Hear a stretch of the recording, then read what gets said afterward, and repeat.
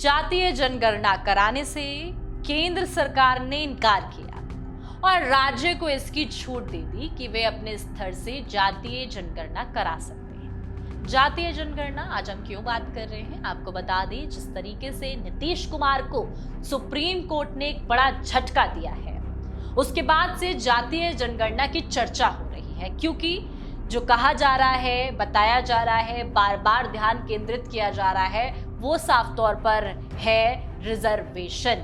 जी हाँ, आपको बता दें कि उसके बाद जातीय जनगणना की बात होने लगी।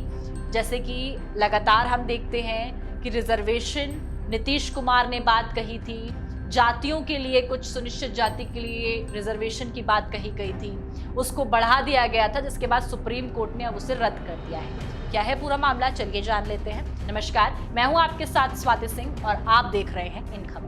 बिहार में महागठबंधन के साथ सरकार चला रहे नीतीश कुमार ने 500 करोड़ रुपए से अधिक खर्च कर जाति सर्वेक्षण कराया था।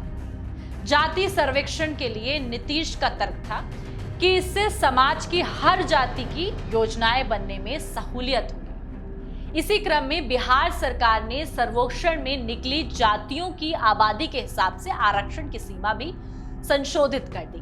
बिहार में आर्थिक रूप से कमजोर लोगों को पहले से केंद्र सरकार ने 10% आरक्षण का प्रबंधन किया था, जिसे बिहार में लागू कर दिया गया था। यानी बिहार में पहले से ही सरकारी नौकरियों और शिक्षण संस्थानों में 60% आरक्षण मिल रहा था।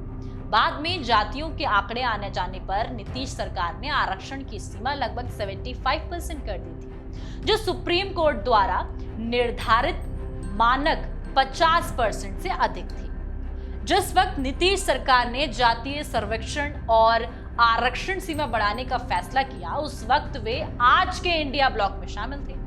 उनके आरक्षण संबंधित फैसले को राजनीति में मास्टर स्ट्रोक माना गया। नीतीश कुमार के आरक्षण संबंधित फैसले की देश भर में चर्चा हुई। इसी आधार पर नीतीश ने जातीय समीकरण बनाने और उन्हें साधने की कोशिश की थी। हालांकि पटना हाई कोर्ट में नए आरक्षण प्रबंधन के खिलाफ कई याचिकाएं भी दाखिल कर दी गई। अब 20 जून यानी कि आज पटना हाई कोर्ट ने बिहार सरकार के नए आरक्षण प्रबंधन को निरस्त कर दिया। जातीय सर्वेक्षण के आंकड़े के आधार पर आरक्षण देने का नीतीश कुमार का फैसला कांग्रेस नेता राहुल गांधी को उस वक्त काफी पसंद आया था। उसके बाद वे लगातार कह रहे थे कि केंद्र में इंडिया ब्लॉक की सरकार बनी तो राष्ट्रीय पर जातीय जनगणना कराई जाएगी और आबादी के हिसाब से आरक्षण की सीमा संशोधित की जाएगी, यानी जिसकी जितनी आबादी उसकी उतनी हिस्सेदारी। दरअसल बिहार ही नहीं, महाराष्ट्र, गुजरात, राजस्थान, तमिलनाडु, झारखंड और कर्नाटक जैसे राज्य आरक्षण का दायरा बढ़ाकर राजनीतिक और सामाजिक समीकरण को साधना चाह रहे हैं। झारखंड में आरक्षण की सीमा बढ़ाने का हेमंत सोरेन की सरकार ने भी रास्ता साफ कर दिया था, लेकिन राज्यपाल के हस्तक्षेप से मामला अटक गया। झारखंड सरकार ने 2022 में ही सरकारी नौकरियों और शैक्षिक संस्थानों में आरक्षण सीमा बिहार से भी एक कदम आगे बढ़कर 77% कर दी थी। राज्य सरकार ने बढ़े हुए आरक्षण के दायरे के लाभ के लिए एक शर्त लगा दी थी कि जब तक ये संविधान की 9वीं अनुसूची में शामिल नहीं होता, तब तक प्रभावी नहीं माना जाएगा। यानी कि झारखंड सरकार ने बीच बचाव का रास्ता निकाल लिया था। इधर संशोधित आरक्षण का प्रस्ताव विधानसभा से पारित हो गया, लेकिन 9वीं अनुसूची में शामिल करने का अधिकार केंद्र के पास होने के कारण ये झारखंड में प्रभावी नहीं हो सका था। इधर अगर नीतीश कुमार की बात की जाए तो नीतीश कुमार ने जातीय सर्वेक्षण और तदनुरूप आरक्षण सीमा बढ़ाकर इसका राजनीतिक लाभ ले लिया था। लोकसभा चुनाव में अगर जेडीयू की सीटें भाजपा के बराबर आई हैं, तो इसके पीछे नीतीश के अन्य कामों के अलावा जातीय सर्वेक्षण और आरक्षण में वृद्धि ही सबसे बड़ा कारण है। हालांकि इसका लाभ आगे भी मिल रहा है, इसके लिए नीतीश सरकार कोई कसर नहीं छोड़ना चाहेगी। आरक्षण कानून के खिलाफ गौरव कुमार और अन्य की दायर याचिकाओं पर पटना हाईकोर्ट ने सुनवाई के बाद फैसला 11 मार्च 2024 को ही सुरक्षित रख लिया था। संभव है कि राज्य सरकार हाईकोर्ट के फैसले के खिलाफ अब सुप्रीम कोर्ट का रुख करेगी। सुप्रीम कोर्ट पहले ही इस तरह के एक मामले में आदेश दे चुका है।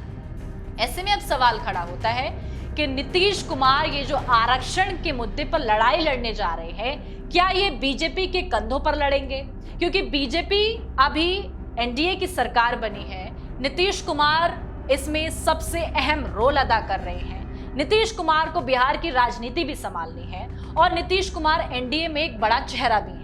ऐसे में क्या प्रधानमंत्री मोदी को के सामने नीतीश कुमार ये आरक्षण की बात रखेंगे और उसके बाद ये आरक्षण का जो गेंद है वो बीजेपी के पाले में चली जाएगी और बीजेपी इसको साफ तौर पर नीतीश कुमार को पूरी तरीके से सॉल्व कर देगी और ये आरक्षण जो नीतीश कुमार चाह रहे हैं कि बीजेपी साथ दे, तो क्या नीतीश कुमार का साथ बीजेपी देगी, जिसका असर बिहार में देखने को मिलेगा?